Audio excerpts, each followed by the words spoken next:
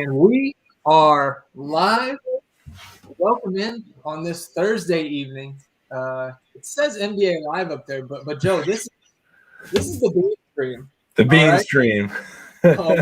As always, though, we're here at FTN Daily, and this show's presented to you all by Superdraft Daily Fantasy. If you haven't signed up at Superdraft yet, code FTN is going to get you a $100 deposit bonus on any deposit of $100 or more. So, Joe, OG Dream Stream right here. Oh, yeah. How you feeling? You were a little under the weather yesterday, but, Bucks on the slate tonight, maybe feeling better. Like, how you doing? Yeah, so I'm on like a half a bottle of Dayquil right now, so I'm just kind of skating by. But I went to bed feeling fine yesterday and woke up just in a haze. The Bucks game was blacked out here yesterday, so I missed like an incredible game. I was following on Twitter, the action app, everything.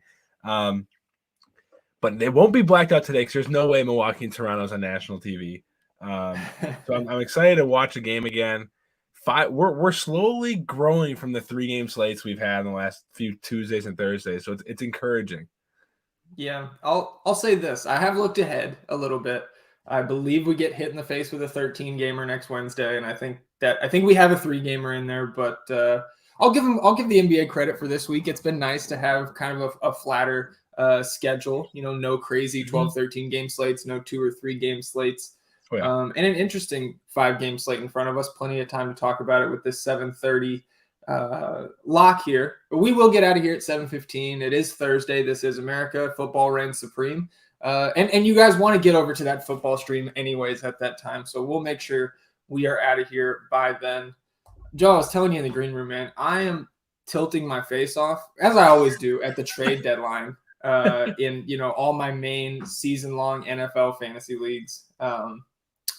I don't think any of my buddies in that league are listening in right now, but whether they are or not, I hate those guys just so much at this time of year, man. Like, it's all my best friends. They don't know what they're talking about, and they just, it's all a conspiracy against me. Anyways, not just your Bucks on the slate tonight. My Spurs are in the late night hammer. Certainly some targets there, more from the Portland side, probably. But let's go ahead and jump into it. 2 of these 5 games going off right at lock at 7:30 Eastern. I guess I'll leave it up to you. Milwaukee and Toronto, Chicago at New York. Pick a game, pick a team. So while I look at the odds board, Chicago and New York is the first one. So we'll start there. Chicago 2-point favorites, 209.5 total. So we can start with the Knicks because we're waiting on RJ Barrett news. He's been a game questionable all day. Game time decision right now. He was, I believe, questionable heading into their last game and ended up playing.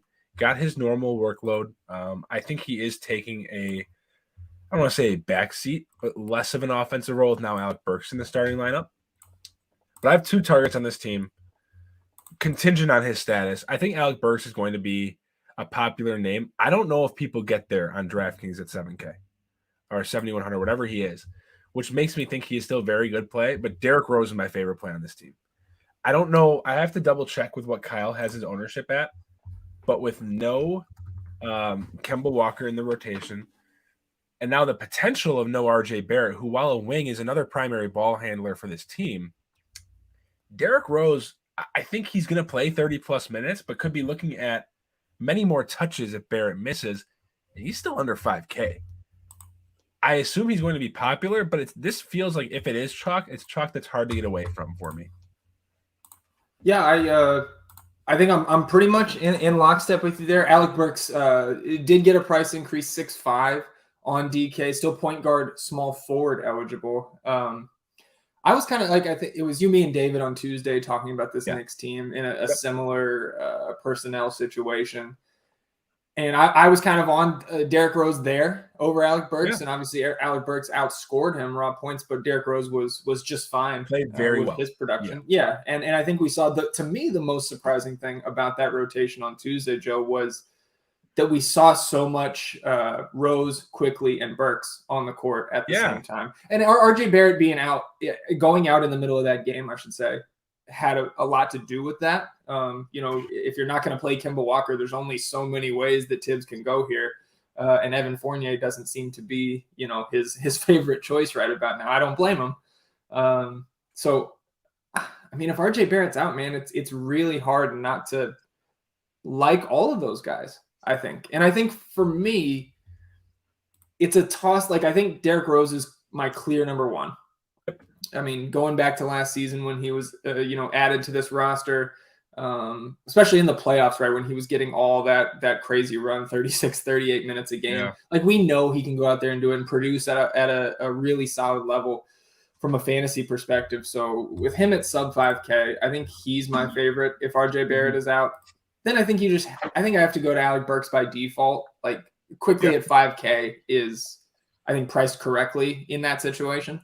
But man, I think you put it perfectly where like the price on Alec Burks could scare some people off.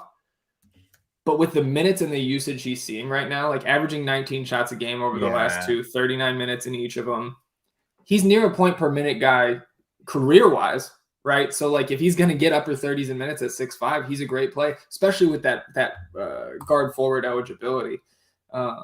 So I like all those guys. What about Julius Randle? Like the minutes haven't been as insane this year compared to last, but I mean the guy got back to 40 minutes last game against Brooklyn.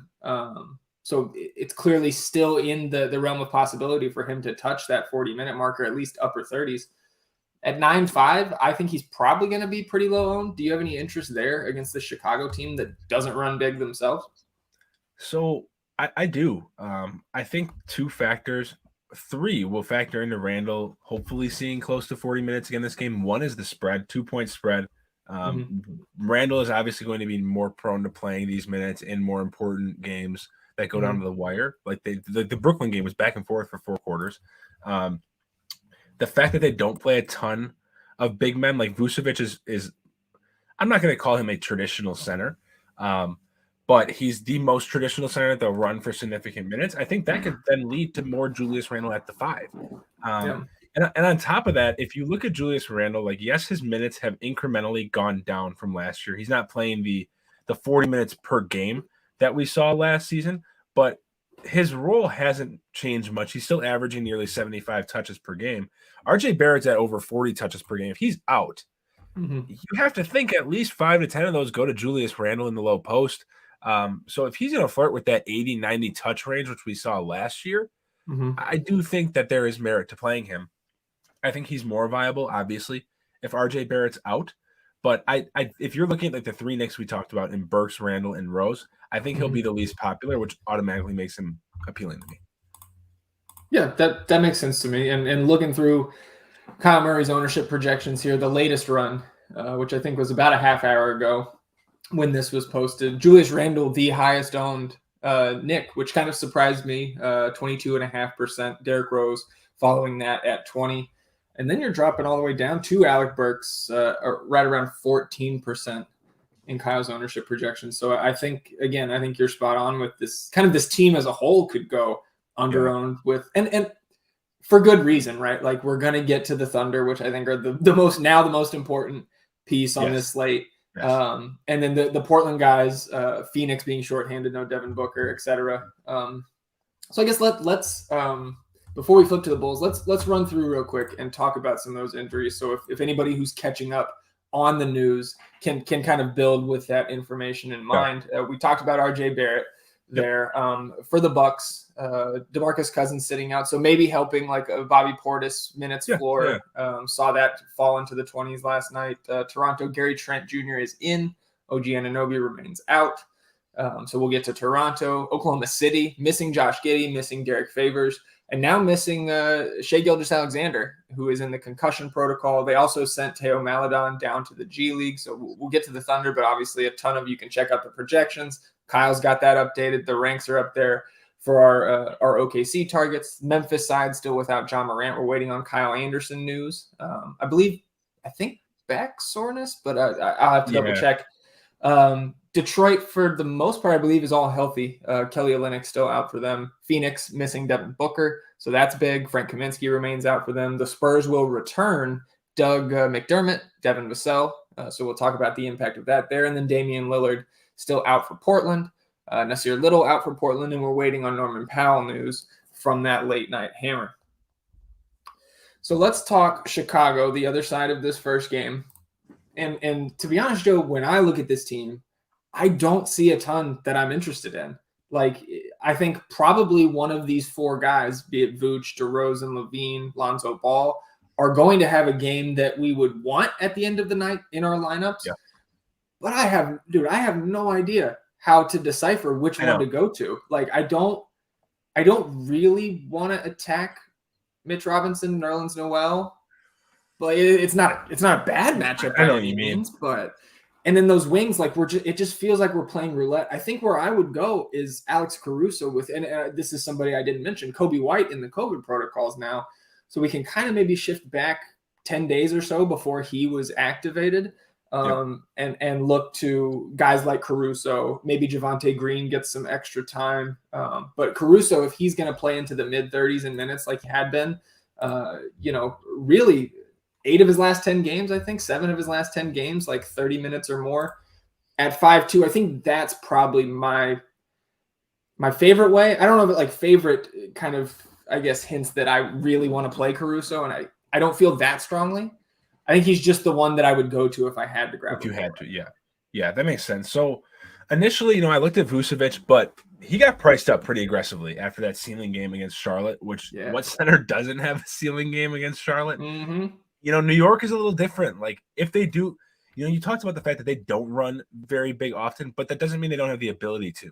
So if they feel like Vucevic is killing them inside, they'll throw Nerlens Noel, they'll throw Mitchell Robinson out there, who are two of the best defensive centers in the NBA. I'm okay fading Vucevic on this slate, especially with like a DeAndre Ayton for nearly $2,000 less, a Jaren Jackson Jr. for more than $2,000 less, Yusuf Nurkic. Like, there are so many centers in this game or on this slate that I think just offer more per dollar upside. If I had to choose between those three wings, I think I align with you and would probably go Caruso. I don't love 9K for DeMar DeRozan when this entire team's healthy. 8-8 for Zach LaVine, I'd be more prone to playing. But my issue with Zach LaVine is there are so many guards on this slate. Yeah. If I'm paying up over 8K for one, it's going to be someone on your favorite team, who we will obviously touch on later, who is like my stone cold lock of the slate. So Caruso, I think, would be mine, but I think you can get away with Lonzo Ball, particularly on FanDuel, where he's only 6'7". That's probably where I would want to target one of those other Bulls. But again, there are so many guards on this slate where I just don't feel like using one of the Bulls guys. While they do have upside, I don't think playing that roulette is the wisest decision on this slate. Yeah, I mean, I think we're kind of in agreement there, right? And most of this game for me, outside of those Knicks guards, I think I would be pretty low on if I was running 20 lineups tonight. I mean, are we good to move on here? Like, I think this is the least interesting game of the 5. Yeah, I agree. We talked about a lot of players, but I don't find myself I'm a single entry player. I don't find myself rostering right now anyone but Derrick Rose in this game. If I go someone else, it's probably Alec Burks. Yeah, Kruger's chiming in the chat saying that his single entry lineup is only 2 games: OKC, Memphis, and San Antonio and Portland. So I don't think that's strategy. I agree. So let's move to this other game. Your Bucks visiting the Raptors north of the border here. We'll start with the visiting defending NBA champions. Giannis still up at 12K. Drew Holiday and Middleton hovering in the low 7s alongside Bobby Portis. More unfortunate injury news for this team today. Brooke Lopez, back surgery, out indefinitely. Obviously, DiVincenzo still not cleared. And then Boogie Cousins played near 15 minutes last night. Or 2 nights ago. No, last night against the Hornets. He's out for rest. So for me, Joe, that, like I had mentioned earlier, that's going to solidify Bobby Portis' minutes for me back near that 30-minute mark. So I think he's fine. Drew Holiday, Chris Middleton, I think are fine. We finally saw Chris Middleton get over 30 minutes, I believe the first time since he returned from his lengthy absence. So none of those guys really standing out in that 7K range. I think Drew, Bobby Portis, I would prefer over Middleton, but I think with all the value that we'll get to in these latter 3 games, Giannis Antetokounmpo becomes a much stronger play now at 12K. Much more accessible, I guess I should say. Yeah, I agree. Before we get into the Bucks breakdown, I just need to address how beautiful that after timeout play was that Budenholzer called yesterday to win the game. Like he has been for, I think, 3 years now, one of the best ATO coaches in the NBA. But that play where you just get Giannis going downhill, I'd have to think that if you do that, 9 times out of 10, he's either making a bucket or getting to the free throw line. Like there is absolutely no stopping that. I need to see more of that in close games. That was beautiful. But I think so. My big conundrum on the slate right now is whether or not to play Giannis in single entry. I'm not saying this game is going to blow out. I don't like to predict blowouts. Vegas doesn't predict a blowout. It's a 4.5-point spread, which I think is a little funky. You know, we talked about it earlier about like, do you think someone's going to sit? We would have heard that by now. You would think. I mean, the Bucks have hit us with late news before. You're right. They have. You are 100% correct. But he's as strong a play. Like there is absolutely no ceiling on this slate that comes close to Giannis's. And that's why I think I may have to play him in single entry. I want to try and fit him and DeJounte in a lineup would be my ideal scenario. But I don't think it's a scenario where if you don't play Giannis, then you should play Middleton or Drew Holiday or Bobby Portis. I don't think this is one of those slates. That said, if I had to play one of the ancillary Buck pieces, I do think Bobby Portis would be my favorite option, particularly on FanDuel, where at 6-1 his prices come down almost $1,000. I think that is very appealing. Recency bias is going to keep people off of him. But like you said, DeMarcus Cousins played 14 minutes yesterday. He's out today. That automatically frees up minutes. And then, Brook Lopez being out, and definitely they're going to keep him in the starting lineup. He should get over that 30+. He's a live double-double threat every game. And the ceiling he has is legitimately like 25 and 15. So that's a ceiling to target in a tournament. Middleton, I think, is fine at his price, but he's been, I don't want to say flat, but just we haven't seen a ceiling. We have not seen a ceiling this year. And I do think some of that has to do with the fact that Bobby Portis is starting now. He siphons usage from players. And at the end of the day, Giannis is not going to get his usage siphoned. It's going to come from Drew Holiday and Chris Middleton. So I think in priority, it goes Giannis if you can get to him, and then Bobby Portis, Drew, then Chris Middleton for me. I don't really think on this slate with the value we have that you need to get to a Grayson Allen, a Pat Connaughton, or guys like that.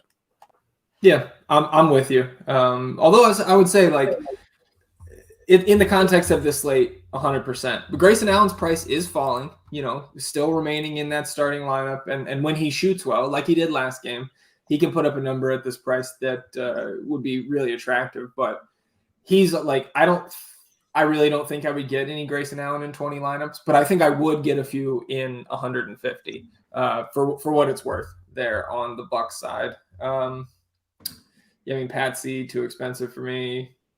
George Hill probable, so he should play tonight. 3-6. There's just, with some of these teams that we're going to get to, there's no way I can play George Hill tonight. We'll flip to the Toronto side. Again, OG Anunoby out. Kim Birch remains out. Goran Dragic away from the team. Gary Trent Jr. will play. So I think, Joe, like now, let me check. I don't think I updated ranks for that. No, I did. Precious Achiuwa is going to remain my favorite play here. But then I think Gary Trent becomes my second favorite because I assume that they're running him out there. His cap is fine, and he's going to play full minutes. And full minutes for Gary Trent this year has been 34, 35, 36, and a ton of shots. And I don't think he's hurt, certainly, by OG Anunoby being out. Maybe a little bit of a tick up in terms of his opportunities on the offensive end of the floor. So 5'6" Gary Trent, guard forward eligible, I think is somebody that could go overlooked on this slate. And I think, he's my second favorite on this team. How are you breaking down the Raptors? No one likes to play Gary Trent. Yeah, I understand it, but the volume there, even with these guys like Pascal back and Fred VanVleet active, like he's going to get his shots. I like him a lot. I don't know if I will get there on this slate simply from a construction standpoint. But if you're looking in the range he's at 5'6", guard forward eligible, I would play him over Lou Dort, Mikal Bridges, Alex Caruso, D'Anthony. I would play him over quite literally anybody in that range. If you had the salary, I prefer him over Anthony Simons. So I like Gary Trent. I still like Scotty Barnes. I obviously Gary Trent will take away some of his scoring upside, but with OG out, Scotty Barnes is going to continue to play upwards of 40 minutes a game, and we've seen his peripheral upside is through the roof. He's live for a double-double every game, and at 7.5, I don't think people are going to play him. On FanDuel, he's a particularly strong play at 7.3. My only issue is that Jaren Jackson's cheaper than him, and that's a very appealing play. So I like Scotty Barnes a lot. I'm not finding myself getting too much Fred VanVleet simply because the point guard position specifically is very, very loaded on this slate. Precious is a fine play, hoping that the ownership kind of stays suppressed with how he treated everyone last game, like you mentioned. And then I'm passing on Pascal. He's a player I really only play in specific situations, and this slate is not one of them. Yeah, I mean, Precious coming in, I guess I should refresh Kyle's ownership here, but the one that I had up was at 16%. So again, somebody like me who was playing 20 lineups a night in those 20 maxes wouldn't be very hard to double the field at that ownership, and I would feel pretty good about that at that price. Okay, got a new update here. I'm sure he didn't move much. Yeah, it didn't move much, but Anthony Simons coming in up top 54% right now in Kyle's projections. Slow-mo and Zaire are out. Yeah, Zaire was doubtful, I believe, but Kyle Anderson, that's some significant news here. I mean, we'll get to that. That has to help Brandon Clark quite a bit. Yeah, let me get him out of the ranks there, and then we'll touch on the upgrades for those players when we get there. Yeah, man, like I'm with you on those top three guys in terms of price. VanVleet, Pascal, Scotty Barnes, right? Like all those guys are fine, but none of them are priorities for me because of the matchup and because of the context of this slate. But again, kind of similar to the Chicago guys in the sense that I think one of them probably has a game that you would be very happy with at the end of the night. But I really have no lean on which guy has the better chance. Like it's not a good matchup as a team or positionally against the Bucks.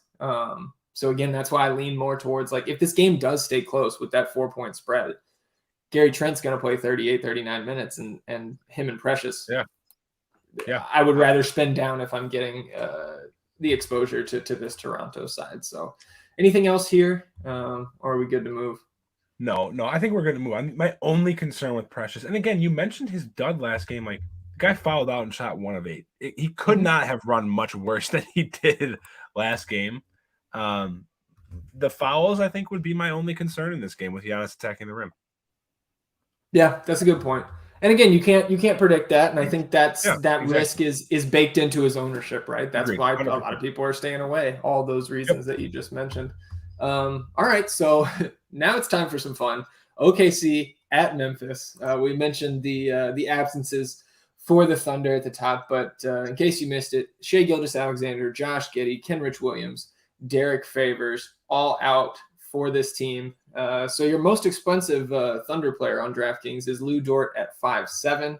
Darius Bazley also looking pretty attractive at 4.5. And we can get into the rest of these guys, but I think we need to start with the two young guards. You've got Ty Jerome at 3.2 and the rookie Trey Mann at 3.6.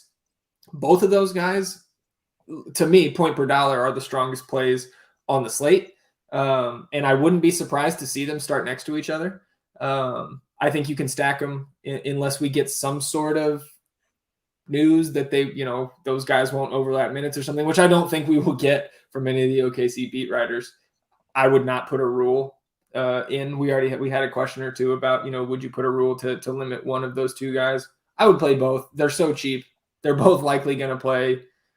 I mean, I could see Ty Jerome, I guess, playing like 24 to 26 minutes, but like, I think he's a guy that can get 30, right? Yeah, and at his price, it doesn't matter.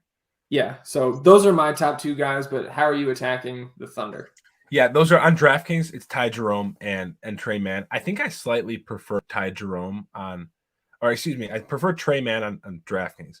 FanDuel, I have a hard time playing Trey Mann at 4.6. Especially when he's 4.6, Ty Jerome 3.7. But the thing is, like, for less than $1,000 more, you can get one or both of Derrick Rose and Anthony Simons. I just don't know if you need to necessarily take the risk in Trey Mann. I'm not gonna like talk you completely off of him, but I do think 4.6 is a little steep. Mm-hmm. I'd much rather play positions aside. I'd much rather play Brandon Clark for the same price. Yeah. But Ty Jerome 3.7 on FanDuel. Shooting guard only kind of sucks, but DraftKings as well.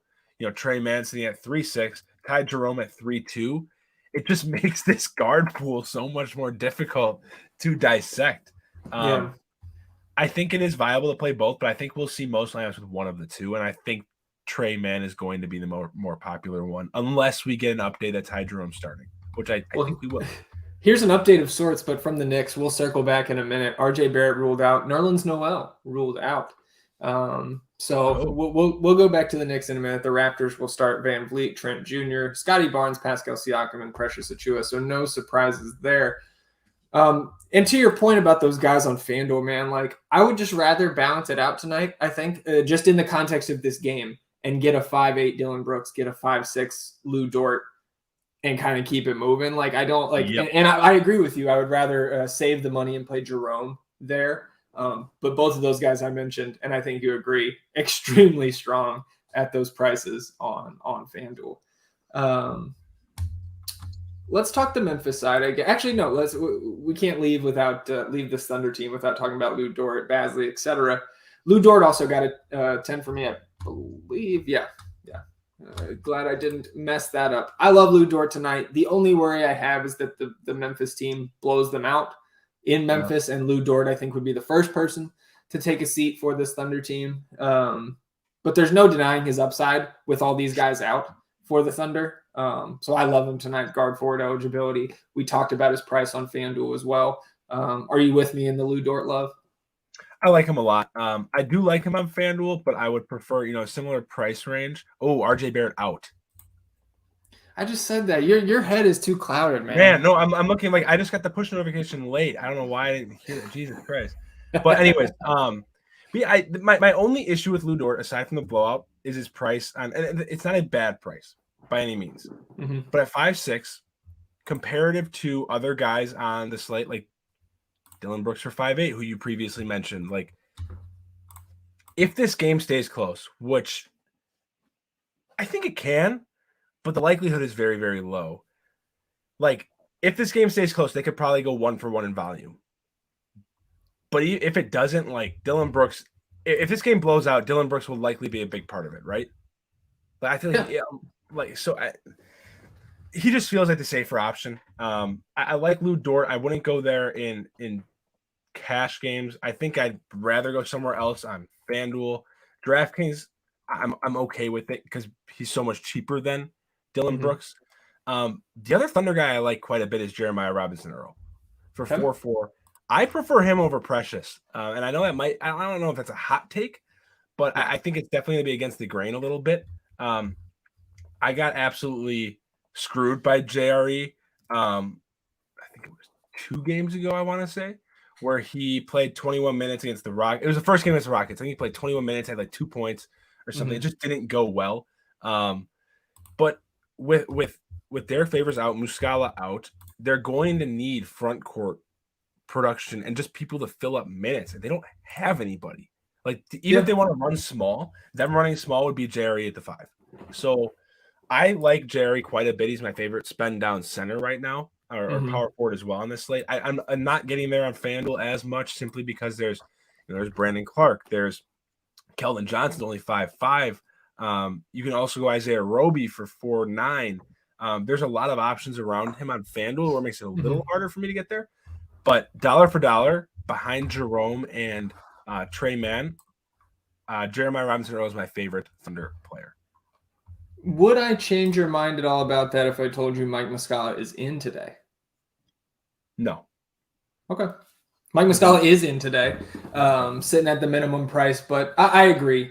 Robinson-Earl, a very strong play. I think it's probably going to go better for him in the minutes that Steven Adams isn't on the court. Yeah, that is my one concern with. Yeah, I think that's a tough matchup for him. But again, to your point, I think the minutes will remain strong for JRE here. We haven't seen Muscala really be getting a ton of time, with the exception of the games that he and Derek Favors have been trading rest. So I'm with you there. What about a guy like, let's say an hour from now, we see that my guy, Alexei Pokusevski, is starting. I haven't played Poku since like April. I know. And we went through a stretch where we played him for like 2 weeks straight when you could actually play. I think this would cause you a lot of pain if he does start because you can't play. I'll probably play him in my top shot lineups or something just for the good feelings of it. So I wouldn't mind Poku there. Mm-hmm. I'd be interested to see how that like hypothetically Poku starts. Mm-hmm. I think that would then alter the amount of minutes that Steven Adams sees, but his minutes have already been fluctuating a ton. Yeah. We could just then see more JJJ or Triple J. I don't know why the hell I said JJJ. At the 5. I just don't know what the likelihood that happens. I think he gets 17 to 20 minutes. I would just need him to be starting to have any interest. Yeah. But I don't think I would. If he starts, I don't think I would have single entry interest regardless. Okay.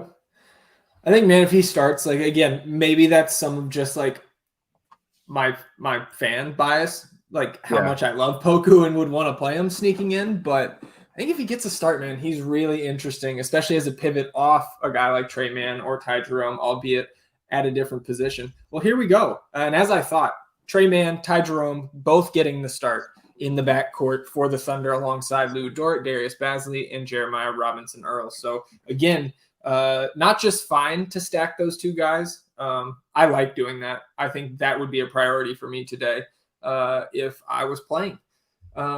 Let's flip to the Memphis side here because, as we said, John Morant out, Kyle Anderson also out now, and the rookie Zaire Williams will join them. And your guy Sam Merrill still out there. That's Couchman's. Yeah, that's Couchman's guy. And shout out, hopefully, Stefano, if you're watching, I hope you're feeling better. So I like that Dillon Brooks remained at 7K. I think the field is going to stay off him. And my pitch about Dillon Brooks is no different from what it was the other night, except now I think it's even better because he's going up against the Oklahoma City team. And I guess the one thing that held me back from having the same, like, he's a 10 on DraftKings for me, I love getting to him, is that he's probably going to see a lot of Lou Dort. But if you know anything about Dillon Brooks, that's not going to stop him from shooting. And he takes terrible shots, terrible contested, awful shots all the time. So, like, the outlook for me is still very strong on a guy like Dillon Brooks, who I don't believe has dipped below 30% usage in any of the 8 games that he's appeared in so far this season. That's including, I think, the 6 of them that he played with John Morant in the lineup. I lied. The first game that he came back, only a 27% usage rate in that one, Joe. But season high 33.5 minutes last game. Got in some foul trouble, so he lost a few minutes in the first half to that foul trouble. And you know, you and I were on his points prep on Tuesday, and the 5 for 18 was just absolutely hurting us. I mean, he missed and Russell Miller, I love you, but you tilted the shit out of me. He texted me when Dillon Brooks missed a dunk. Yeah. I saw he posted in the chat too. I was like, come on, like that was just a scenario where, like, it just wasn't meant to be. Yeah. And because of that, I'm going right back to it. Absolutely. I mean, I think we talked about his price on FanDuel. That's the best price I've seen across any site today.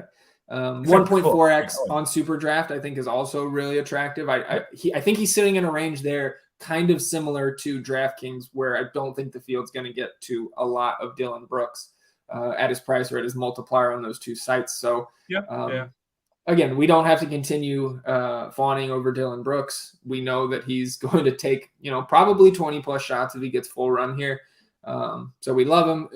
Triple J, though, obviously last game came through the 45 DK points, buoyed by 5 blocks, but not something that, I mean, he has that upside anytime he goes out there on the court, and the 34 minutes, even with the 5 fouls in 3 straight games for Jaren Jackson Jr. How do you feel about him at 7-1? Because I'm going to Brooks over Triple J for the $100 cheaper. On this slate, I am going to Brooks over Triple J because I find myself like last slate, I was on both Triple J and Nurkic because I went double center. Because of all the guards, I'm not going double center, and it's very hard for me to prioritize Triple J over both Pirtle and Nurkic on this slate. So simply from a construction standpoint, I'm not going Triple J, but I'm not going to fault anyone who does go him, like especially on FanDuel. Like you get that stock upside, that's absolutely insane. So I like it quite a bit, just not as much as I like Dylan Brooks, and especially on FanDuel. That 5.8 on Dylan Brooks is just dumb. Yeah. How do you feel about Desmond Bane had a great game last time out. Price up to 6.4 now. It's got to be a career high price on DraftKings for Desmond Bane. Tyus Jones came up a little bit, 5.5. I think I prefer Tyus there. Almost 22 DK points in his 34 minutes, 2 of 10 from the field. So I think Tyus Jones, Tyus Jones is a priority for me over Desmond Bane, over DeAnthony Melton. But with Kyle Anderson out now, does that raise the interest level for you in either of those guys or a Brandon Clark sitting at 3.9? It definitely makes me more interested in Brandon Clark, especially look at this slate and all the value we've been talking about it. 90% of it is in the backcourt. So, JRE is probably the one front court value that's really stuck out so far. And there's still some ambiguity with him, with Muscala active with a tough matchup. He's starting at the 5 against Steven Adams. So getting Brandon Clark for sub 4K, where he could get blowout run too, I think is a very, very appealing play. He is one of my favorite, if not my favorite, front court value on the slate right now. Yeah, I agree. I think with Kyle Anderson being ruled out, that's just there's other guys that they can sprinkle some minutes onto. The rookie Santi Aldama has been getting in the rotation, which is good to see. I think he can be a nice little piece for this Memphis team. But ultimately, with Clark's price still suppressed at 3.9 with that power forward eligibility, I'm right there with you. We know what he can do. We saw it 2 games ago. Obviously, a good matchup against the Kings, but only 16 minutes, 26 DK points. That's probably about the ceiling in terms of rates and efficiency for Brandon Clark, but certainly within his wheelhouse. And I think now his minutes are probably mid-20s, maybe high 20s if it breaks right for him. So I'm right there with you on Brandon Clark at 3.9. But with all this news, man, it can be tough to decipher where to go on some of these teams, especially the bottom feeders. But if anybody out there who's watching on YouTube or Twitter, right, not everybody watching because we're free this year, Joe, is an FTN daily subscriber. So if you aren't, I encourage you to come check us out. The NBA package here includes a state-of-the-art optimizer. It covers every slate, every day. We've got proprietary player and ownership projections from Kyle Murray and Alex Blickel, NBA on-off splits, the advanced DVP tool. I always say it's because it's true. Advanced DVP is one of my favorite things that we have on the NBA side here. The infamous FTN Daily NBA Premium Discord channel where we're answering all the subs questions leading up to lock-in and really through the last game. We're hanging around for hours after the main slate locks. And then the rankings from Fast Eddie Fear and myself every single day. The pricing here starts at $49.99 per month, but you can use that code scrolling right below us, FTN TV. That's going to get you 15% off every month of your subscription. To repeat, that code is FTN TV. It equals 15% off every month of your subscription. So come check us out. And when you do, you join the Discord, tag Joe and myself. Let us know that you're here because we would love to have you. And I know a lot of the subs too share in that sentiment. Anytime we see a new name popping up, usually it's almost like a 3-to-1 ratio of subs to FTN employees welcoming people in, but that's just part of that's part of what the community is here and how we operate. So come check us out. Let's get to some of the questions here before we break down the last 2 games, because some of these are piling up. Joe, would you Jeremiah Robinson Earl or Brandon Clark now with Kyle Anderson out? Brandon Clark. I agree. I think I would save 500 on DK and maybe a little bit higher ceiling with Brandon Clark than Jeremiah Robinson Earl with Mike Muscala back. And we talked about the tough matchup for JRE. 2v2 from our resident Canadian Krugers, CJ McCollum and Triple J, or Giannis and Brandon Clark. That's a good one. Wow. Ooh. I think I lean the second one. I think I lean the second one. Yeah. Typically when you're comparing a duo with Giannis and the scrub, Giannis typically has the ability to outscore both the other guys by himself. I don't necessarily think that's the case on this slate. I think I go CJ and Triple J. Okay. I'm a little nervous about. I guess I feel really solid about Giannis. I feel really solid about Clark at his price. Triple J is the one that kind of gives me the heebie-jeebies, right?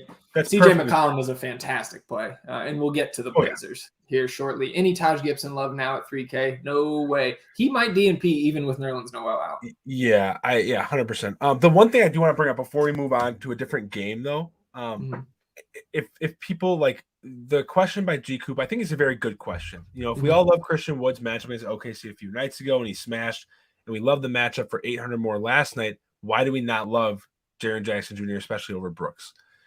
I think for me, well, the blowout is a bit of a concern. And there are two other parts. My interest in Brandon Clark. If Brandon Clark has a ceiling game for his price, I do think that negatively impacts Jaren Jackson Jr. because one, that means either the game got out of hand and Jaren Jackson wasn't on the court as much, or two, with Brandon Clark on the floor more, I think there's a higher chance that it takes away from Jaren Jackson Jr. minutes. I'd rather go in that scenario. Like right now, I'm pairing Brooks and Clark in my single entry. I wouldn't want to play on this slate for these salaries. I wouldn't want to play Brooks and Jaren Jackson in the same lineup. I wouldn't want to play Jaren Jackson and Brandon Clark in the same lineup. Yeah, that makes sense to me.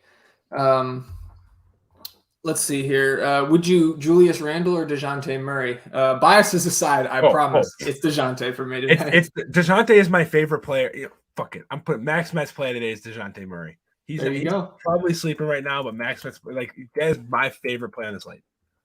Yeah, I'm with you. I can play him. If that tells you anything, I'm that's big. That's big. If anybody knows Joe Metz and you hear that come out of his mouth, you know how strongly he feels about that play tonight. Jericho Sims also out with a non-COVID illness for the Knicks. So P-Buck, I would say, I think Taj obviously more likely to see the court with Nerlens Noel out, but I still can't get there. Like he can also Tibbs can also run Obi Toppin out there. It's just you don't have to get this cute with how much other value is open up on this slate now. Let's see, Josh Frick asking us favorite forward 4,800 or less. You got Basley there, JRE. So I'm not very high on Basley. Like even last game with a depleted front court, when Muscala was out, he saw less than 28 minutes. I just don't know why he's not playing more. And he's still dealing with some injuries himself. He's healthy, or I shouldn't say he's healthy. Not on the injury report, but he's not 100%. I think 4,800 or below, I'd be looking at Cam Johnson or Brandon Clark would probably be my two targets there. Yeah. And hopefully you can, upgrade elsewhere with some of that extra salary. Yeah. But if it's the last guy in, there's no need to mess up. If you like the other 7 spots, fit in, your best option there. I think I'm with you. I think JRE, Clark, solid options. So next here, can we rank Rose, Anthony Simons, Precious, and Beef Stew? Well, Steelers fan, you're my boy. You know that. I can tell you there are ranks on the website. So that's where my ranks are. And if you have if those guys are tied in the ranks, ping me with those questions. Same guy here, Steelers fan. You're my boy. Triple J or Jeremy Grant. He's got Dylan Brooks, Joe. I know I just said I wouldn't pair Dylan Brooks and JJJ.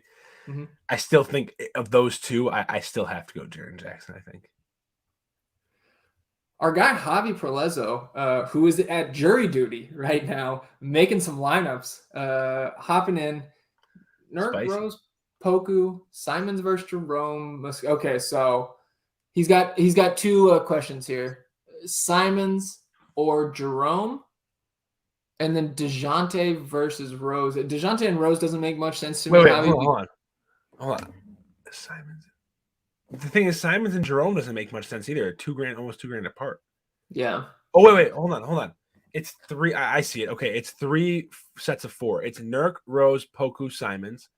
Oh, okay. Jerome, Muscala, Cam Johnson, DeJounte, or Rose, Pirtle, JRE, Simons. So which is our favorite of those 3 groupings? I only got 2 degrees, Joe. It only takes me 45 seconds to figure that out. Nurk, Rose, Poku, Simons, Jerome, Muscala, Cam Johnson, DeJounte, Rose, Pirtle, JRE. I think it's that last one for me. Rose, Pirtle, JRE, Simons. There's just there's no dud in there. at least in my head, like I'm really nervous about Poku not starting in that first one.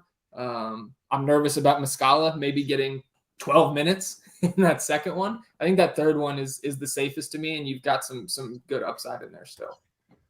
Yeah, I agree. Let's get on to the Blazers game, because I'm very curious. Like, one player that I have been going back and forth on quite literally all day is, or I guess we can get on a Phoenix and Detroit first, but I'm really excited to talk about Anthony Simons, because I'm really torn with the amount of guards on this slate and his price hike, what I want to do. Yeah, let's start with Detroit, because I don't think there's a ton of substance here for us. I think I'm fine if you want to roll out Cade Cunningham just because of his upside on any slate, and the ownership should be nearly non-existent. I'll double check Kyle's projections here in a minute, but Jeremy Grant, not in the same vein as Cade Cunningham, but like Jeremy Grant can put up 40 DK points in really any matchup if his shot is falling. So he wouldn't be out of my pool. But I highly doubt I would have more than 5 or 10% of Jeremy Grant in my hypothetical 20. Saddiq Bey he's pretty scoring dependent and really has not been shooting the ball well lately. And his peripherals haven't been there either. You have to go back 8 games before you see him cracking 30 DK points, but the price has come down. So it's acceptable. I think my favorite play here is still going to remain Beef Stew, even in the tough matchup. Should get 30 plus minutes here, and finally got his double-double last game. I believe his first double-double of the season, which is wild for somebody who averages 7.5 points and 7 boards, and now getting the increased minutes with Kelly O out. So also I think it's acceptable if you wanted to have a one-off of a Killian Hayes, a Frank Jackson, even a Corey Joseph, but more so on the late slate, I think, where you don't have all the crazy value in these last 2 games. On the main slate, I would be many, many lineups in before I got any of those guys. Are you kind of with me on Detroit there? Yeah, and I understand the Beef Stew play, but it would take me many more lineups to get a Beef Stew in my lineup than it would be to get like a Cade Cunningham in my lineup. Sure, that makes sense to me. More interest, I think, on this Phoenix side with Devin Booker out. Obviously, Frank Kaminsky and Dario Saric also remain out for this team. DraftKings pretty quick on the trigger to raise Cam Johnson's price, near 30 minutes against Golden State the other night, and I think in play at 4-2, but certainly not a priority with the other value that we've had open up in Memphis and OKC. If he was still 1,000 cheaper, I would have much more interest in a guy like Cam Johnson. But at this point, I think I prefer Cameron Payne for $100 less if I'm going to some of this Phoenix value. But I think you're probably going to see a Landry Shamet start here, and at 3-1 out of all the value, I think that's where I'm getting, if anything, from this Phoenix side in terms of the cheap guys. Yeah, I don't disagree. My Cam Johnson interest lies on FanDuel, where he's a small forward for 3.9, where you have 10K more in salary.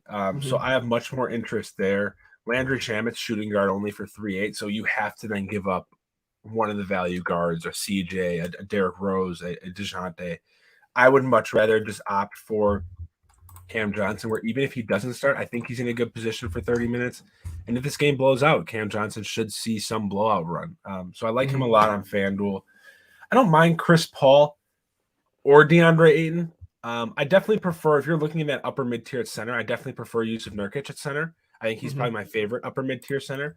Chris Paul, if I'm targeting one of those guys anywhere, I think Chris Paul is my preference on Superdraft at 1.25. I actually like quite a bit for 1.25.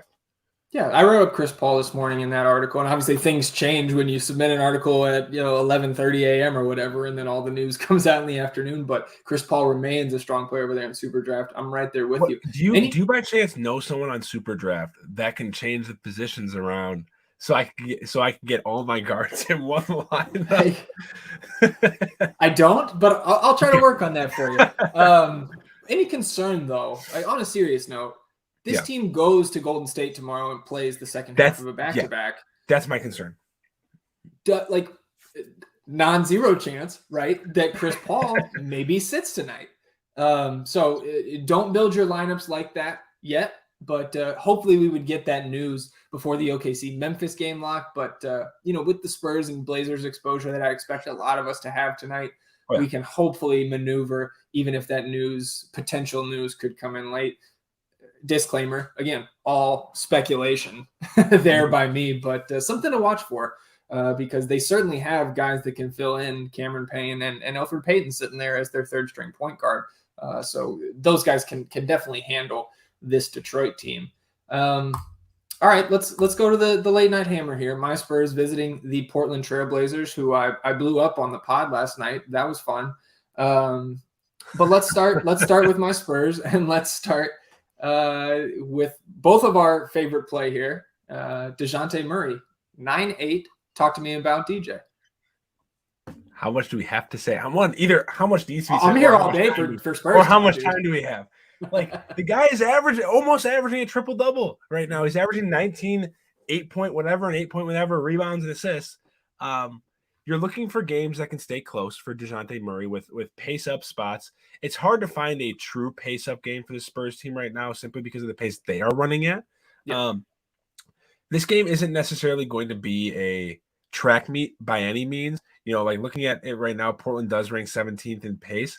But the attraction with Portland is that they are not the best. They are bottom 4 in the league in defensive rating. Like, to say they're not the best defensive team would kind of be a compliment. And I'm just really on this slate. I think you kind of either have to go, if you want to play someone like a CJ McCollum, you kind of either have to go DeJounte or Giannis. Mm-hmm. I'm DeJounte. I like, this is my favorite game stack of the slate. Okay. So.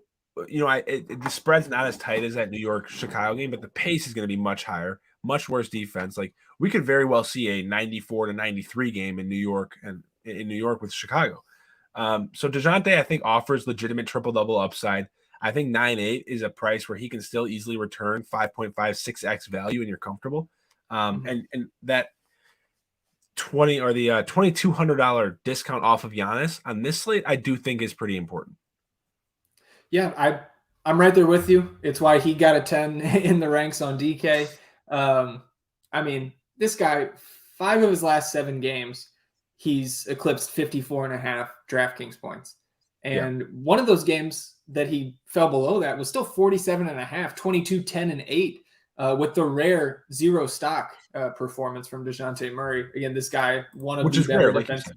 One of the best rebounding guards in the league, one of the best defensive guards in the league, 2 steals a game, half a block a game. I mean, if this game stays remotely close, he's going to play 36 plus minutes. And with his rates this season, like it's fucking wild, man. 9-8 DeJounte Murray. And we're saying that he's a smash play. I love it. I know Anthony does not love that. I said this last week, Friday, with Kyle on stream. He was my favorite Superdraft play at 1.2x. And I said that he probably shouldn't have a multiplier at this point. Mm-hmm. So shame on whoever's doing that. But idiot. But that idiot is giving us a gift at 1.1 tonight. That's all I'm going to say. Mm-hmm. Yeah, looks pretty nice over there on Superdraft as well with that extra 10% bonus. But let's talk about the rest of these Spurs, because with Devin Vassell and Doug McDermott returning, I think it obviously takes the shine off some of these other guys who were getting time. But still some decent secondary plays here.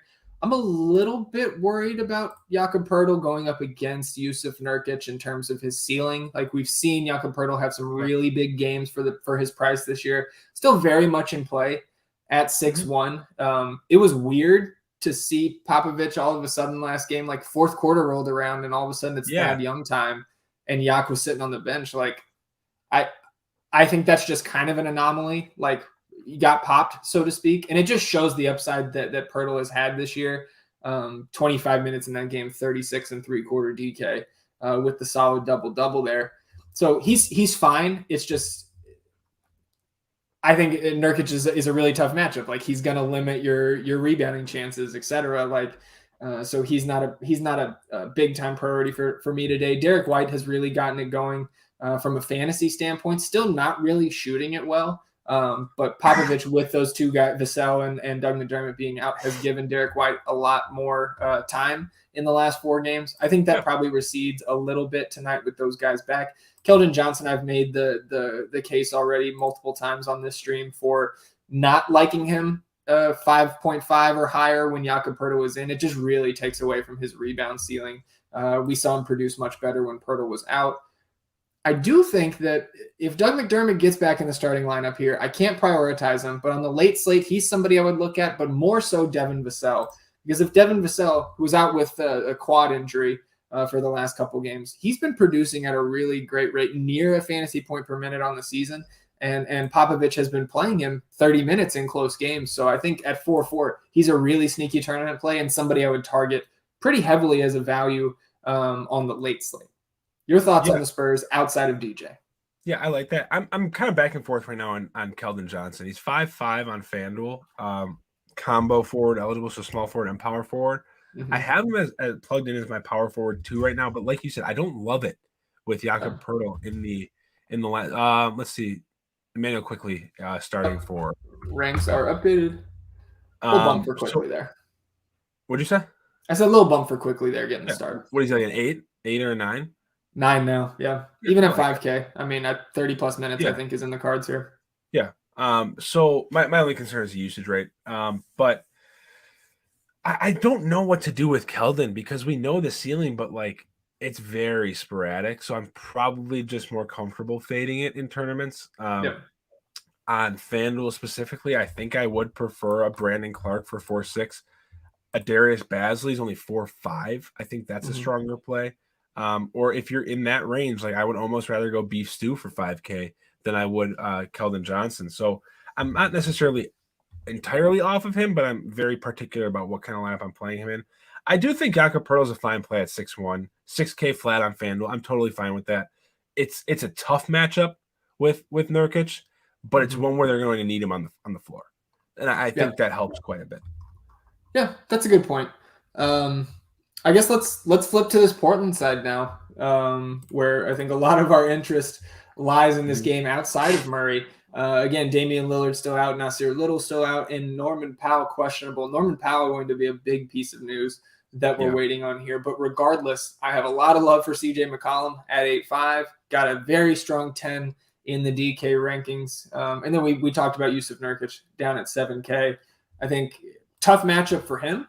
But again, with Dame off the court, a little bit of a boost there, and 3 of his last 4 games, 27 plus minutes, which is you need to see those type of minutes for Nurk at this price to feel good about playing him. How are you looking at the Blazers? I like Nurk. Nurk's my favorite center on the slate, especially on FanDuel at 6.7. I just absolutely love that play. CJ McCollum is a priority for me as well. Anthony Simons I'm torn on because he was priced up. I'm not going to say aggressively, but significantly. 4.9 on DraftKings. I would rather go Derrick Rose for 4.8. And then 5.2 on FanDuel, where you're at a position where Derrick Rose is 5.5, Ty Jerome's 3.7. Do you want to burn a guard? If you're already playing CJ McCollum and Yusuf Nurkic, do you really need to burn that spot on Anthony Simons? I don't know. He's going to be incredibly popular. He rates out really well. He's the number 8 overall player in the player rater for FanDuel by Kyle, and the number 3 overall player on DraftKings. So he rates out really well, but he's projecting for 30.9% ownership on FanDuel. Let me see if I can get his DraftKings ownership projection up quickly. It looks like Kyle has him for 46%. That's a number I'm okay being under. I think he has blow up potential, but if I'm fading him for Derrick Rose, I'm happy. Yeah, I am right there with you. I would have some interest in Larry Nance Jr., Robert Covington. Yeah. I think I would prefer Larry Nance probably with his mid-20s in minutes to, the 30 to 32 that Robert Covington should see tonight. But neither of those guys priorities for me now. It's just it's kind of waiting on Norm Powell news for Anthony Simons' interest. And you should have interest regardless with Dame out, but less of a priority if Norm Powell is in. But Norm Powell being in, I would still be just as headstrong going towards CJ McCollum at 8.5. Yeah. Would you have interest in Norman Powell? Yeah, maybe. I'm not sure. Like when we get that news, I'm not sure I'm going to be able to get there with how my lineups would be constructed, right? But with Dame out at 5.4, it's fine. Certainly on like late slate or showdown, I would have some increased interest there just because of the red Q tag and people probably not adjusting that late in the night for the Norm Powell news. Yeah, that's fair. The Bulls will start Lonzo Levine, DeRozan, Javonte Green, and Nick Vucevic, so no surprises there. So let's get through these questions here, and then we will take off and answer the rest in the chat leading up to lock. So when I last left this chat, how would we rank Shamit with all the other value? P-Buck, I would say check the ranks. McLean's Xmas Christmas, Christ, Machine Gun. It was even worse yesterday when just I got rightfully shamed, Joe. I don't know if you I was reading McLean's Christmas Machine Gun and wondering where that reference was from. Are you kidding me? Yeah, okay. Wow. Okay. Only seen Die Hard once, dude. I know it's a foul. Okay. Okay, what's odd? That was like when you're at that age when you're a kid, when you can first start watching movies and stuff, like I was like 8 years old, 6, 7, 8 years old. And that was like the first movie my mom introduced me to was Die Hard. I don't know why. Phenomenal movie. It is a Christmas movie too, if anyone wants to debate that with me after lock. See, the funny thing about that is like, as somebody who's not like Die Hard for Die Hard, obviously, I've never seen anybody say it's not a Christmas movie. I don't know what you guys are. I guess I'm just not in that in that space, right? I don't know why I do this to myself, but Hugo35, as I always refer to him, asking with the value opening up, starting to see some considerable positional concern with some of these value guys. Who are the major player tandems or trios that you would not play together? Anything off the top of your head in terms of rules with the value guys that you would set? I would not play Jaren Jackson Jr. and Brandon Clark in a lineup together. Yeah, I think I would limit my if you're looking at these Knicks guards, I think I would probably I wouldn't want to pair Emmanuel quickly with either Alec Burks or Derrick Rose. I think I'd be okay with Burks and Rose together, but not quickly with one of those two. I think I would limit two of the three as well. Yeah, I think I would this is going to be an odd situation, but I would not play Cam Johnson, Landry Shamet together. I would not JRE and Basley together, although I think that's something that people won't get to a ton anyways. Yeah. I would probably limit to 2 of the 3 between Tyus Jones, Dylan Brooks, and JJJ just because of the potential blowout. Otherwise, I don't think you need to limit. I wouldn't play Covington and Larry Nance together. Otherwise, I don't think you need to make a rule on the Blazers because they're so short-handed. Sure. Steelers fan saying when I was teasing him before about the ranks, he said all the guys he was asking about are all 9. So Steelers fan, hit me again with those 3 or 4 players that you had listed. Joe, I'll hit you with this since you're on FanDuel tonight. Favorite center on FanDuel with the highest ceiling? 6'7", not even close. Okay. Highest ceiling? I think I'd give the highest ceiling to Julius Randle at 8'5". Yeah. But when you consider price, I think when you consider price for nearly $2,000 less, I think Nurkic. I do have some Jaren Jackson interest there at 6'9", but if you can't get there, Nurkic is my favorite. Yeah, I mean, I think Bobby Portis and Jakob Poeltl there for 6'1" and 6K respectively, also pretty attractive for the price. 3v3 here from Steelers fan, a separate question, but we'll get to it anyways. Cam Johnson, CJ McCollum, and Julius Randle, or Dort, Giannis, and Derrick Rose? I'm going the second one there. Yeah, I like Dort, Giannis, and Derrick Rose quite a bit. Let's see. Caruso over Quickly still. No, Quickly for me. 2v2, Rose and Chris Paul, or Quickly and DeJounte Murray? I'll lean the second one. Rose and Chris Paul, or Quickly and DeJounte Murray? Yeah, it's the second one. I would prioritize those guys. Murray, Rose, Quickly, Paul. So, yeah, I would go the second one. Makes sense to me. Okay. No, go ahead. I have a 2v2 question in my DMs after you. Yeah, hit me with it. I'm fucking around with Tyreek's trade here. We'll look at that after. Hold up. The last time Josh Lloyd did this, someone was out. He just tweeted Giannis out. I'll keep you updated. Oh. Okay. Pull up Josh's Twitter. It's like, why are you referencing Josh Lloyd? But yeah, I don't like to reference Josh Lloyd. Don't worry, trust me. I don't like that. but that's something to keep in mind. Like, Giannis out? Question mark. I'll keep you updated. We'll keep our eyes on that Giannis situation. Man. I guess no. let's.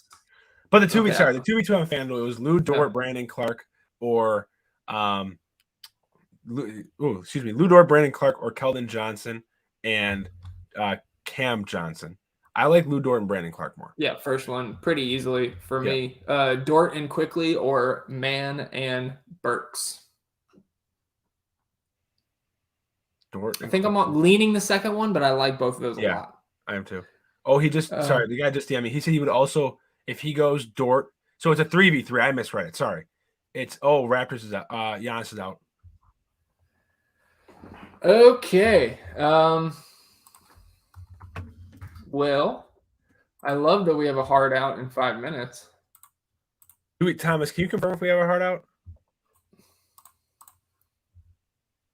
Wait, there's a DFS show. Never mind. Yeah, we do. Oh, it's annoying. It is indeed. Now I might have to fade DeJounte.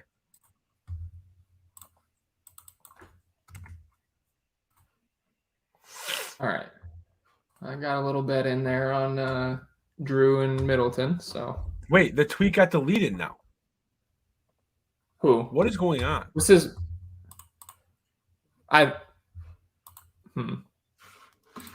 Now the beat writer just what is going on? Okay, we don't have a hard out until 7:45 Eastern. So let's if you can, Joe.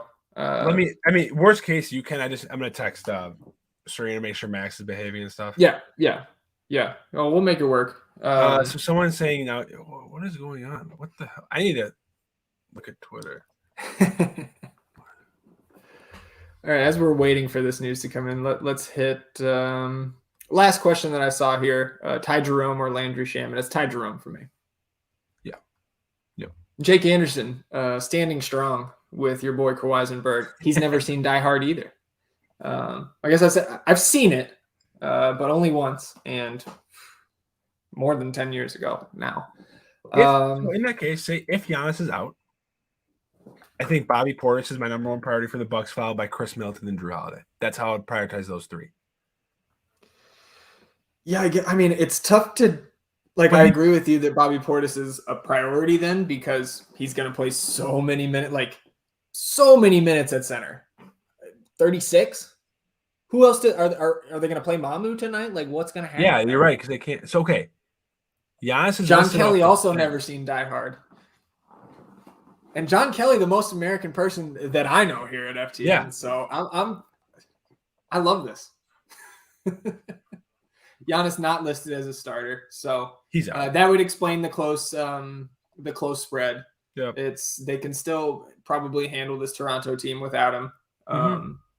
So I'm gonna go ahead and take him out of the ranks, even though we don't have official confirmation. But shoot, man, Bobby Portis is gonna get a 10 on both sides. So now I think it's much easier for me, at least on FanDuel. You don't need to play a Ty Jerome now. If you can get to an Anthony Simons, I prefer playing him over Ty Jerome. And it's not hard to do. You don't need as much value because now DeJounte Murray's the highest priced player on the slate. If Giannis is indeed out. Pivot Portis over Nurk. I would have all Portis and no Nurk if it was me at this point. Yes. Wow. It's crazy too how this is just trickling out and not actually being reported. Not official, I guess I should say. Huh? I said it's just not official, right? We're getting multiple beat reporters. Yeah, it's a lot of different beats saying why isn't he on the scoreboard, things like that. It's gonna suck if he is starting. Because what you have to do now is go slam in Bobby Portis and have a ton of Chris Middleton or Drew. I think you just told me this 60 seconds ago, but out of Drew and Middleton, who would you prefer? Middleton. Okay. And the reason for that is the price. On FanDuel, he's $400 less. DraftKings looks like he's $200 less. I'll just take the. But the thing is, the one issue I'm having here is there's there's not a ton to move around right now. Like in the mid tier, like there are still some very, very, very strong plays where you don't need. Like I think Portis would be my stone cold lock, but I don't think you need Middleton and Holiday, if that makes sense. Yeah, that makes sense to me. Trying to build a top shot lineup now. Glad I have a Chris Middleton rare. Let's see. Yeah, nothing coming through yet. To confirm this Giannis news, Toronto better plays with no Giannis. I mean, it's certainly a better look for Toronto now that Giannis isn't in there. You know, defensive player of the year caliber player. But it's not making me run to any Toronto guys. That's for sure. Yeah. It's a better look for Precious. It's a better look for Siakam. But yeah, man, no priorities for me. I'll get that Bobby Portis in there. Underdog just tweeted. Oh, it's all. Yeah, there's nothing official yet.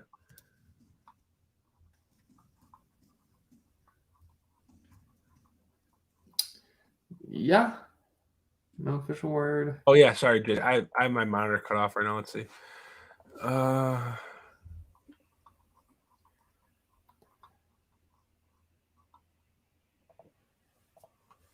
Weren't they supposed I guess it's 15. It's about to be 15 minutes before the game. Isn't that the cutoff where they're supposed to be required to record? Yeah, but the thing is, these teams don't follow it anyways. Yeah, you're right. Me and JJ Frick, Josh just sent me his lineup, and we have the same single entry. So I love it. I absolutely love it. And again, assuming this is a thing, Portis is my only buck. Mm-hmm. It's harder on FanDuel. It's a lot harder on FanDuel to like you're either left with a ton of salary or just nothing to use it on. Brooks or Triple J for you? I'm on Dylan Brooks. Brooks, yeah.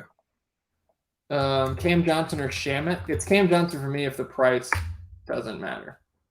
If you need to save the money on BK, give me Shamet.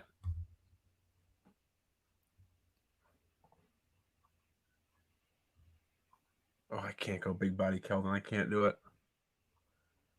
I don't know why you would on this slate, dude. Yeah, you don't need to. 14 minutes.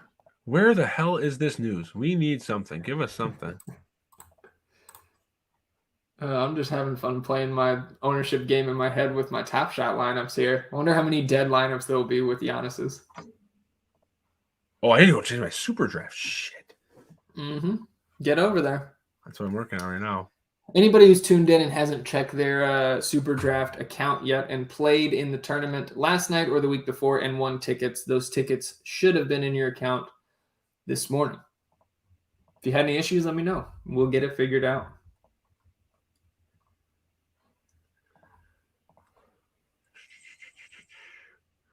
If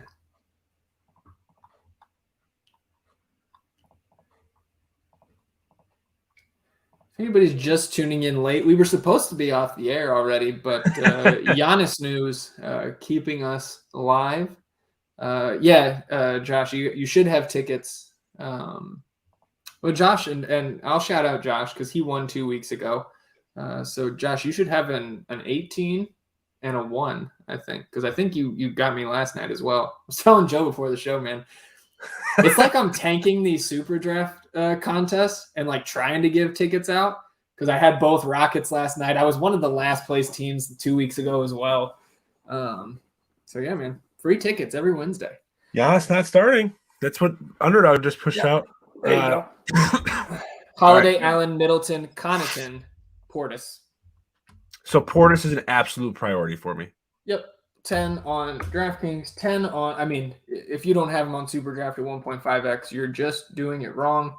I also think, like, you look at Superdraft, Chris Middleton's guard only, isn't he? On Superdraft? Yeah. No, he's forward only. Oh, is he? Where am I? Oh, I completely grazed over him. I should know that. Yeah. Don't want Ayton at 1.3. Oh boy. All right. This is fun. Superdraft locked. DraftKings assign lineups. Good. Okay. FanDuel. It's ridiculous. Oh man. Do I not have a Dylan Brooks moment? Oh, it pains me.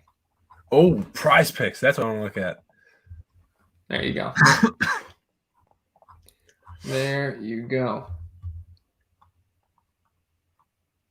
Oh no, were they too quick? They're all down. Bucks props are all down on Prize Picks. Yeah, that makes sense.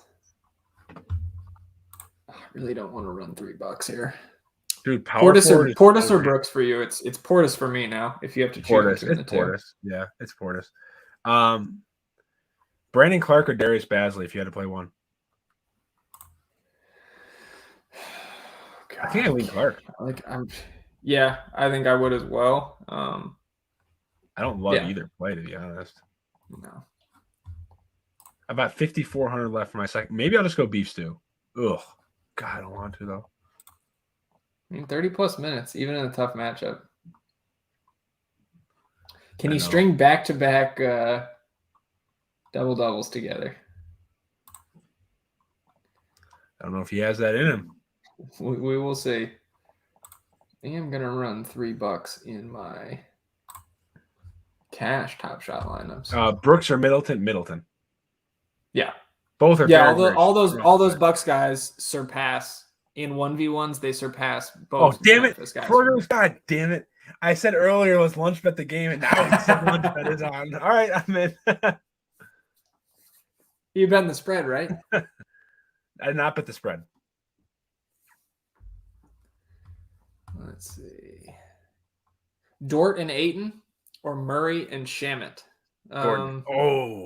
Yeah. I gotta go Murray Shamet, but I would try and get off Shamet for a Ty Jerome if you don't have him. Dort Ayton is so much safer, yes. But the upside is higher, I think, with the second one. Portis is a priority. Yeah, good to see Left Jack in the chat there. All right, I'm getting some Anthony Simons now. Portis or Middleton? Portis is the priority for me now, Anthony. I'm probably gonna end up with Triple J on FanDuel now, just because of how the construction is shaking out. It's not something I hate at all. So quickly or Ty Jerome if they have Derrick Rose. It's just a much different price point, right? No, let me look. This is FanDuel. Oh, it's FanDuel. Okay. Quickly's 4,100. Ty Jerome is 3,700. And they have Derrick Rose, they said. Huh? Give me Quickly. I think I would go Quickly, and I would then change. I would probably go Simons over Rose and Quickly over Ty Jerome. Here come Term flooding the Bobby Portis. He is expensive, but who else are they playing down there, dude? Dude, come on. Dude, DeMarcus Cousins is out. I'm not. Bobby, don't let anyone talk you off of Bobby Portis, in my opinion.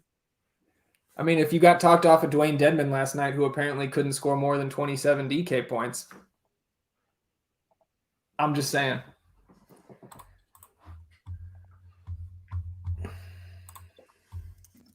About 7 minutes and change until lock.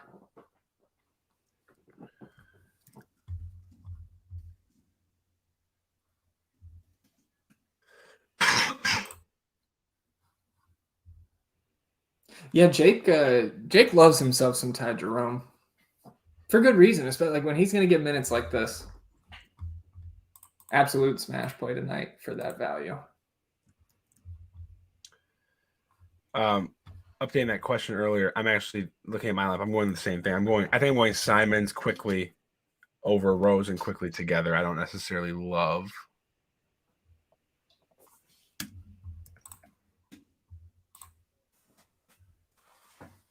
Fading a pretty chalky pretty chalky Julius Randle.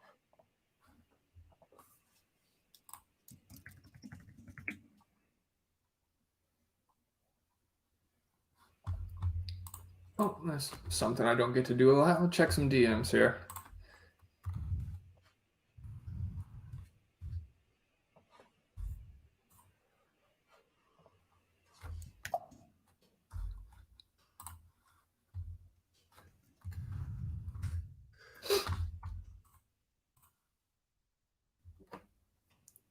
It was Moses.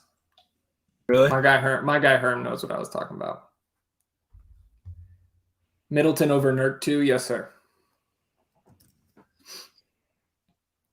I mean, it's like anybody in that price range, or really anywhere close to those Bucks guys in any sort of 1v1 is going to be the Bucks guys.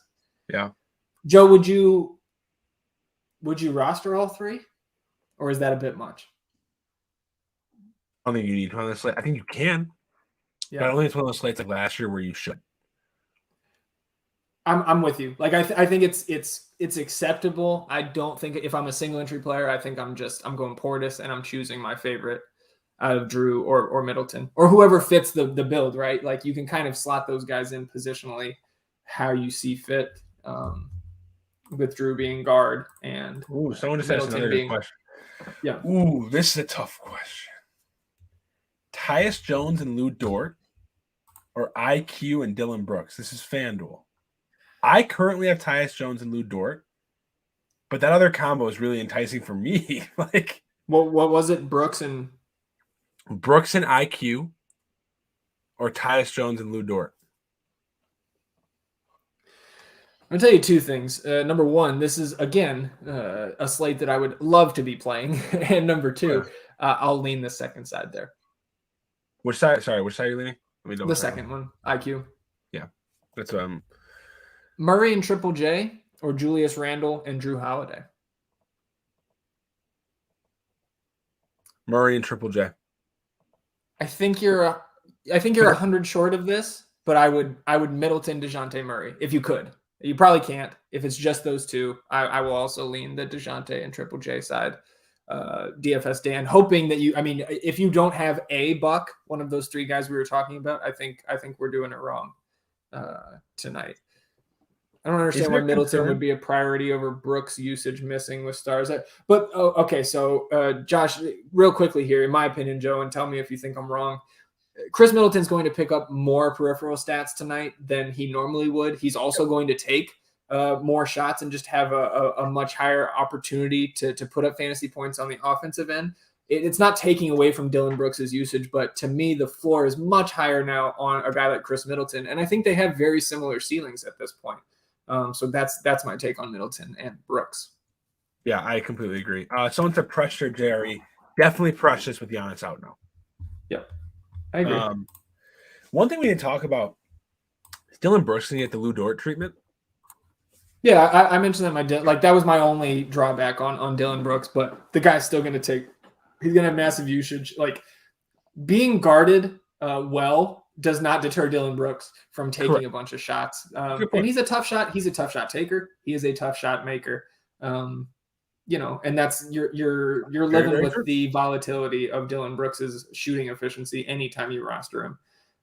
Jake wants us to go through the available players for OKC. Does Dort play in a blowout? I don't think Dort plays in a blowout. The availables, to my knowledge, again, this is a team that has misreported their G League guys at least once this year, but we had some clarification before the stream. Lou Dort, Darius Bazley, JRE, Trey Mann, Isaiah Roby, Pokashevsky, Ty Jerome. We know Maladon is down. Krejci is down. I think Deck is out. I don't know if he's down, Jake, but he's not available. Paul Watson, Aaron Wiggins, and Mike Muscala. So 1, 2, 3, 4, 5, 6, 7, 8, 9, 10. That would be 10 guys by my count. So that's what I got. If I missed one, somebody let me know. Holiday and Nurkic or Precious and DeJounte. Also, if you don't have a buck, it's the first one for me. If you have one of the other bucks, it's the second one. Dort or Pirtle? It's Dort for me, but it's close. I'm actually kind of getting a little off Dort just based on construction. I was literally just thinking like maybe he gets knocked down to a 9 there, given what has opened up. Yeah. Let's see here. Someone DM me Portis or McCollum, or Portis or Nurkic. It's Portis for me. Yeah. Yeah. Again, in any 1v1 scenario, it's the Bucks guys here.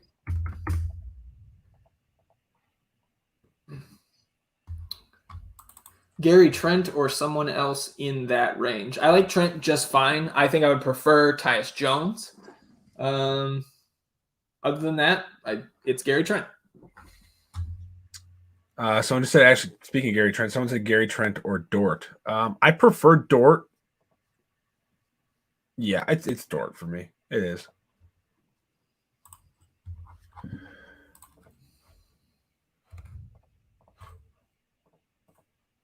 Alrighty then.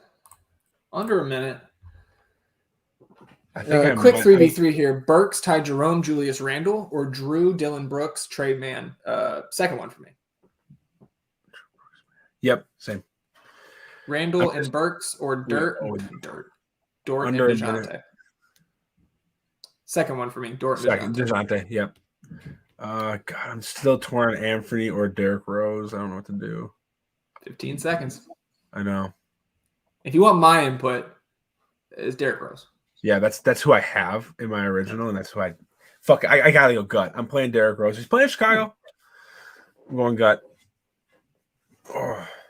Plus, if it was cash, I think I'd go Simons, but I'll go. Well, we're at lock. We'll spin through some ownership here real quick. We do got to get out of the way for the foosballs.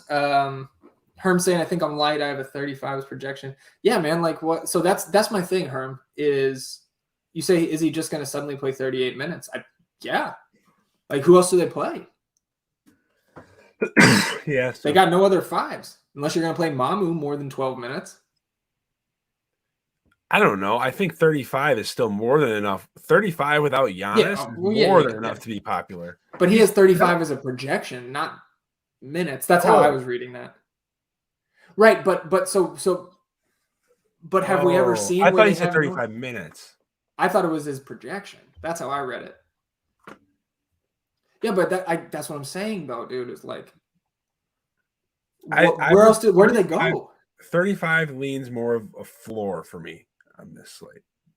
Yeah, that would really surprise me. But like, crazy things happen every day. Like when I'm busting Herm's balls about Dwayne Dedmon last night. Like that was if that's not his ceiling, Dwayne Dedmon last night, it's very close to it. Like yeah. So like you can't really account for that.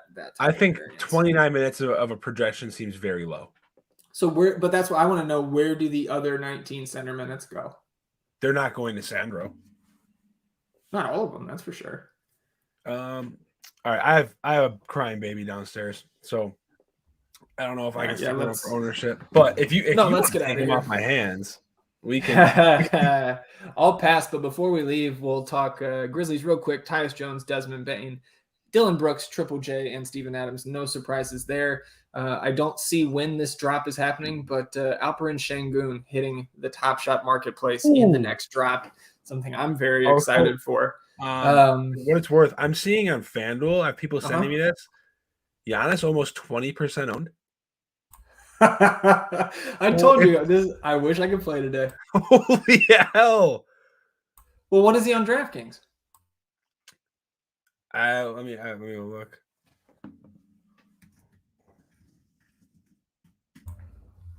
I'll pull it up. This is in the $15. Yeah, my phone's moving real slow. In the fadeaway, I hate it. Doesn't let me search. I'm on my phone, so it doesn't let me search because the game. Middleton 41, Portis 29. Yeah, he's 20%. He's 20% owned in my 20 mans right now, or my 100 mans. Excuse me. That is insane.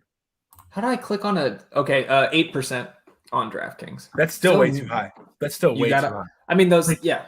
To Herm's point, that was nearly a half hour ago. Yep. I don't understand how I clicked on a 0.0% Nerlens Noel lineup before I found a Giannis lineup in there, but that's what I just achieved. I couldn't do that again if I tried.